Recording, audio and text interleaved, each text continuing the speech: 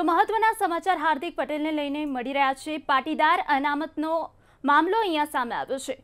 તો પાટીદાર અનામતનો મામલો અહીંયા સામે આવ્યો છે। અગાઉ સેશન કોર્ટે હાર્દિકની ડિસ્ચાર્જ અરજીને ફગાવી હતી અને હવે હાર્દિક પટેલ આ ચેલેન્જને હાઈકોર્ટમાં પડકારશે। તો સેશન કોર્ટના હુકમને હાર્દિકે હાઈકોર્ટમાં ચેલેન્જ આપી છે।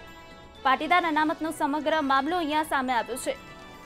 મહત્વના સમાચાર અહીંયા સામે આવી રહ્યા છે। અગાઉ સેશન કોર્ટે હાર્દિકની ડિસ્ચાર્જ અરજીને ફગાવી હતી અને સેશન કોર્ટના હુકમને હાર્દિકે હાઈકોર્ટમાં ચેલેન્જ કર્યો છે। આ જ મુદ્દે વધુ વિગત મેળવવા માટે મંતવ્ય ન્યૂઝના સંવાદદાતા રિઝવાન શેખ જોડાઈ ચૂક્યા છે। જે રિઝવાન, જણાવો, પાટીદાર અનામત આંદોલનનો મામલો ફરી એક વખત સામે આવ્યો છે, શું છે વધુ અપડેટ? રિઝવાન, હિના, પાટીદાર અનામત આંદોલન વખતે હાર્દિકની સામે જે રાજદ્રોહનો કેસ થયો હતો તે રાજદ્રોહના કેસમાં હાર્દિક દ્વારા નીચલી કોર્ટ એટલે કે સેશન કોર્ટમાં ડિસ્ચાર્જ અરજી કરવામાં આવી હતી। જે ડિસ્ચાર્જ અરજી સેશન કોર્ટે ફગાવી દીધી હતી। તે હુકમ એટલે કે સેશન કોર્ટે જે ફગાવ્યો એ હુકમને હાઈકોર્ટમાં પડકારવામાં આવ્યું છે।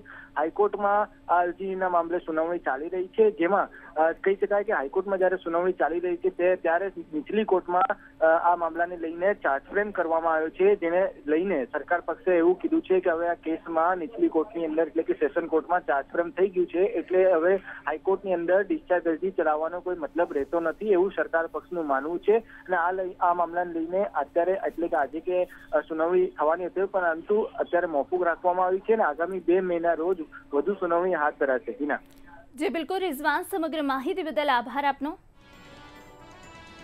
તો ડિસ્ચાર્જ અરજીને ચલાવવાનો મતલબ નથી તેવું સરકાર પક્ષ દ્વારા જણાવવામાં આવ્યું।